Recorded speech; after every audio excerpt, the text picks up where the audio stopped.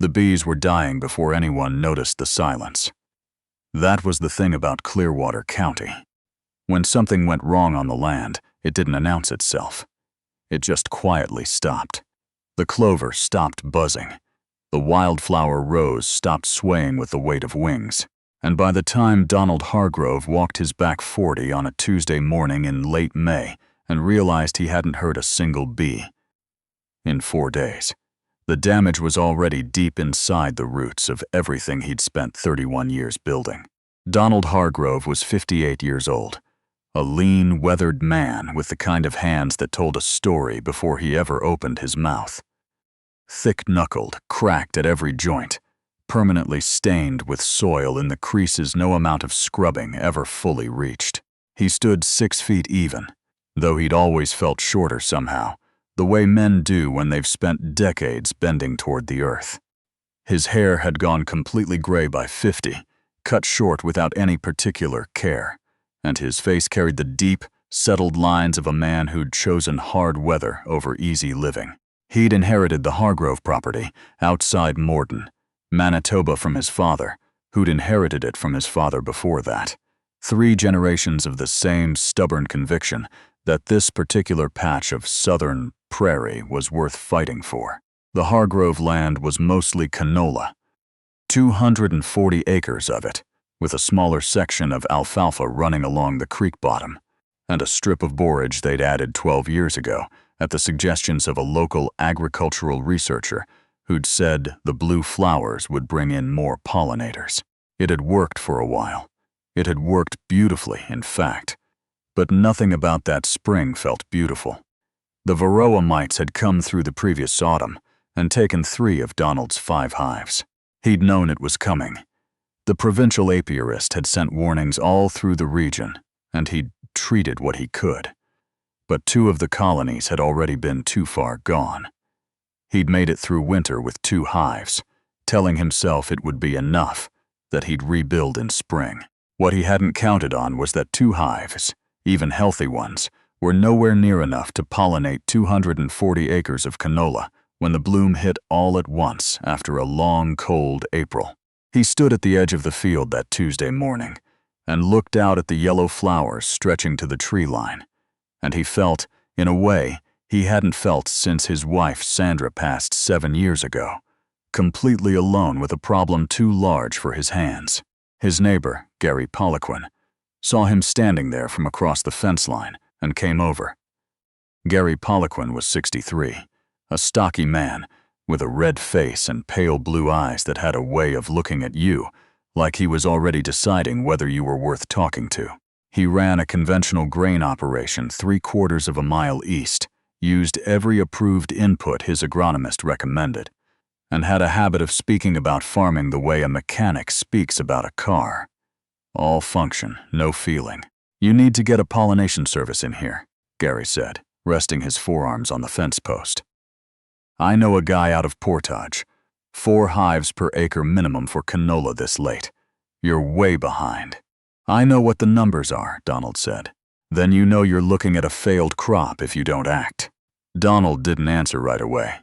He watched a single bumblebee cross the near row of flowers, slow and deliberate, and disappear into the yellow. 1 bee, 1/4 of 1 acre, maybe, in a lifetime of flying. "Pollinators don't just show up," Gary continued. "You can't will them out of the ground. You need a contract crew. You need it now, and you need to stop standing here looking at the field like it's going to apologize to you." Donald turned to look at him. "Appreciate the advice, Gary." It was not the kind of voice that invited further conversation. Gary Poliquin, to his credit, recognized this and went back to his truck. Donald walked the fence line alone for another hour, doing math he already knew the answer to. A full pollination crew for 240 acres, this late in the bloom, would cost him more than he'd made from the canola the previous 2 years combined. He had the line of credit, technically. He had it, but using it would mean this land. Land his grandfather had broken with a horse-drawn plow. Land that had fed 3 generations of Hargroves through drought and flood and market collapse. would spend the next 4 years paying off one bad spring. He didn't go back to the house until the light went gray, and the mosquitoes came up from the creek bottom. Sandra had always said he thought best when he was moving. So he spent that evening fixing a section of fence in the east pasture that didn't need fixing, just walking back and forth between posts, listening to the prairie settle into night. He thought about his daughter, Leanne, who'd been after him to reduce his operation for 3 years now. He thought about his father, who had never once in his life paid someone else to do something he could figure out himself. He thought about the borage strip, and the alfalfa, and the creek bottom, and the way the bees used to sound in July, that deep, layered hum that you almost didn't hear anymore because it had always just been there, like weather. And then he thought about something his father had told him once, standing in almost the same spot, watching a plague of flea beetles work through a cabbage crop in the old kitchen garden. His father had said quietly, the way he said everything, "You don't always fight the problem. Sometimes you just bring in something that's hungrier than the problem." Donald went to bed at 11 and lay in the dark for a long time, staring at the ceiling. By Thursday morning, he'd made up his mind. He drove out to the Thiessen place. Martin Thiessen, 71 years old, retired from farming but keeping a small operation out of habit, including what Donald knew was a colony of mason bees he'd been cultivating for a decade. Martin was a compact, precise man with close-cropped white hair and the slightly distracted air of someone who was always mentally somewhere else. He'd grown up Mennonite and still moved through the world with a kind of deliberate quietness, as though hurrying was a moral failing. "I need your mason bee boards," Donald said, standing at Martin's kitchen door, holding his hat. Martin looked at him for a long moment. "Those are my boards. I know they are. I'll pay you rent on them, a fair rate, and I'll return them in better condition than I found them." Martin considered this with the focused attention he brought to everything, tilting his head slightly. "What happened to your hives?" "Lost 3 to varroa. I've got 2 left." "Not enough. You're not going to pollinate canola with mason bees, Donald. Not at that scale. Not alone, no." Martin studied him. "What else are you thinking?" Donald told him. Martin was quiet for a while after that. Then he said, "Your neighbors are going to think you've lost your mind.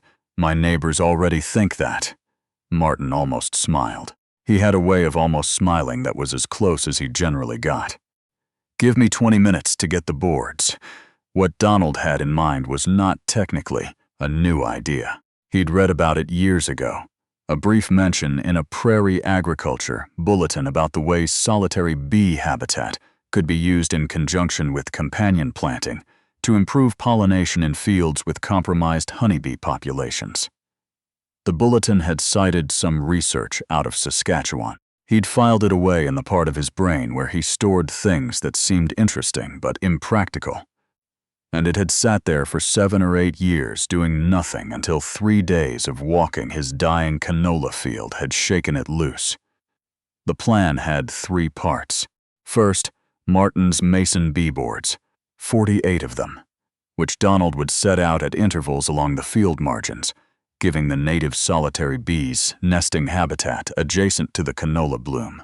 Mason bees were extraordinary pollinators, far more efficient per individual than honeybees, but they needed the right structure to establish in numbers. The boards would help. Second, the borage strip. Donald had 12 years of borage seed stored in tins in the equipment shed. He'd been saving it annually out of habit, the way his father had taught him to save anything that cost nothing to keep. He was going to broadcast it thickly along every hedgerow and ditch bank on the property, adding as many additional nectar sources as he could to pull in whatever native pollinators were still in the surrounding landscape.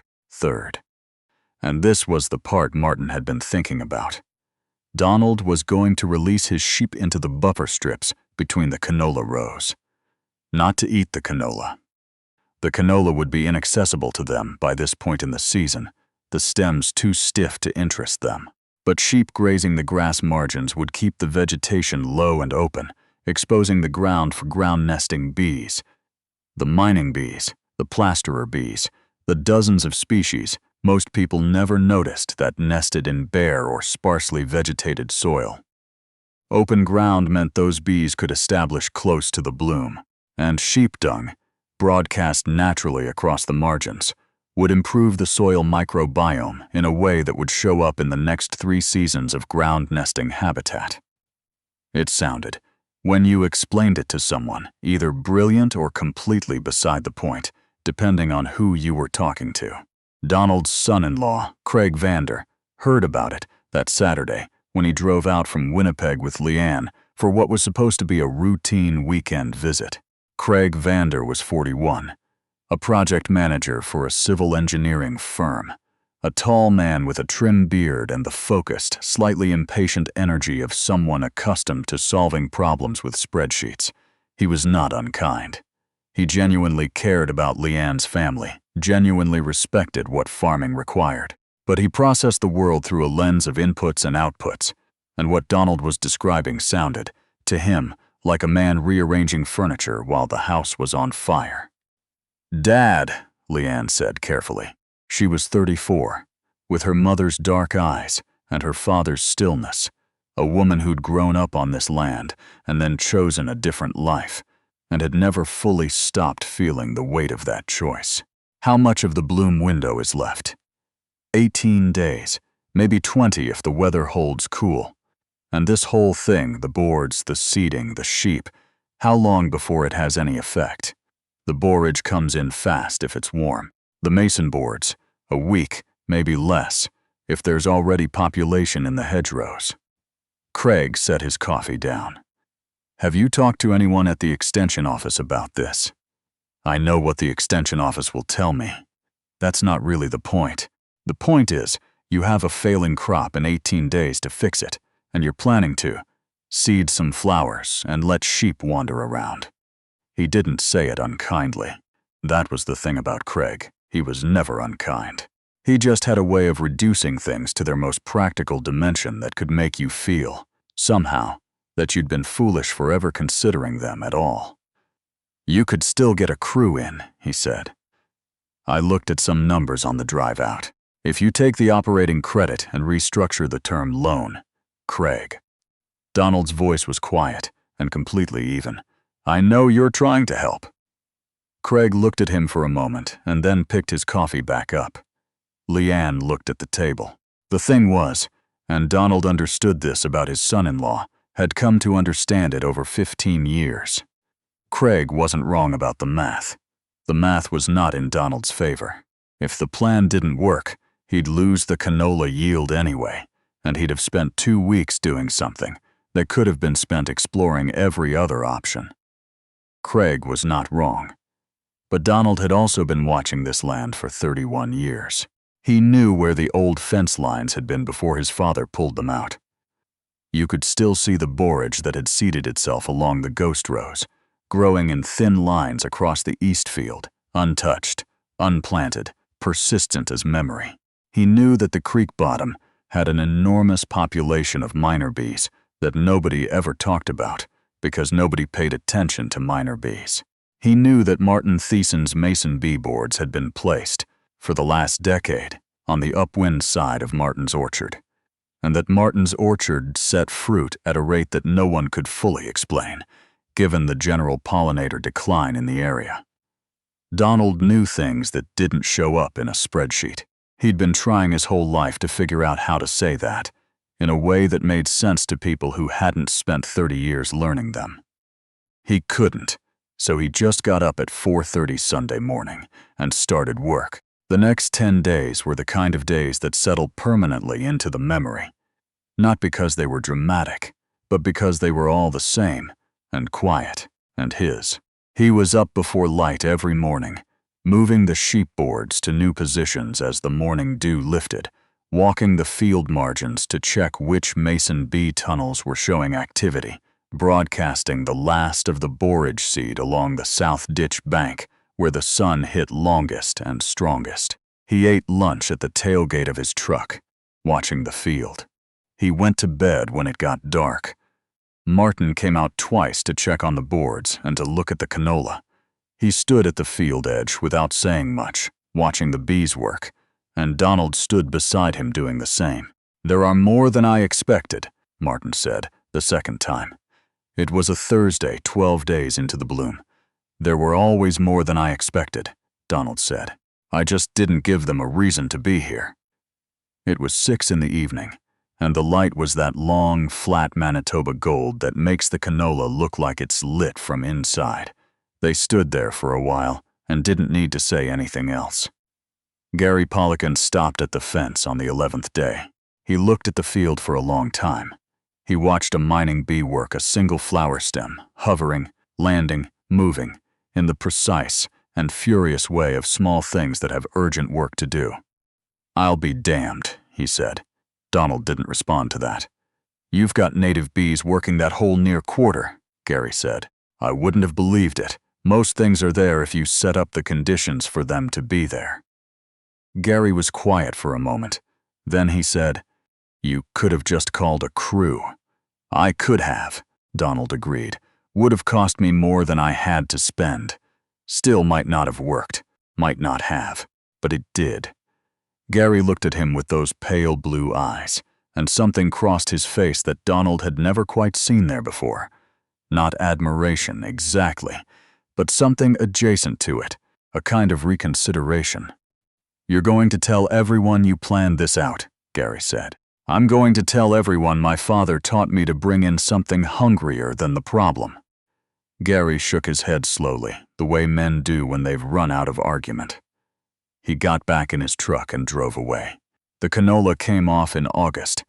Not a perfect yield, but a real one. 83% of his expected production, which the agronomist at the co-op called, with considerable understatement, better than anticipated given the circumstances. The borage had seeded itself so thoroughly along the ditch banks that Donald had stopped trying to control it. He left it. He'd always leave it now. The mason bee boards went back to Martin Thiessen in September, as promised, in better condition than they'd come. Donald had cleaned each one, re-drilled the tunnels that had collapsed, added 2 inches of depth to the holes based on something he'd read about tube length and overwintering success.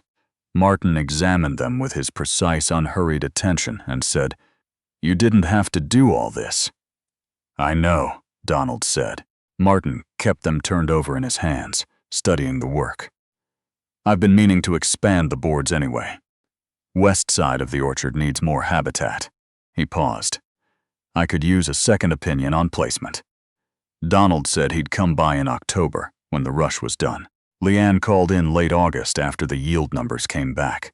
She was quiet for a moment after he told her, and then she said, "Dad, that's really good." "It's all right," he said. "Craig was reading about your approach. Native pollinator habitat, integrated management. He said some operations in Ontario are being paid by the provincial government to do exactly what you did." Donald was quiet for a moment. "Craig said that? He sent me 3 articles." A pause. "He said to tell you he was glad it worked." Donald looked out the kitchen window at the field, golden stripped now, the stubble catching the late afternoon light. He thought about saying something about how glad didn't quite cover it.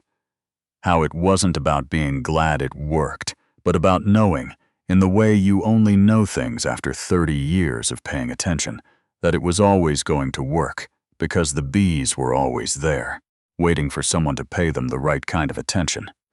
But that was a long speech for a man who didn't make long speeches. "Tell him I said thanks," Donald said. He made a cup of tea and sat at the kitchen table. Sandra's table, the one with the burn mark on the corner from when Leanne was 7, and got too close with a candle, and listened to the quiet that had come back to the yard.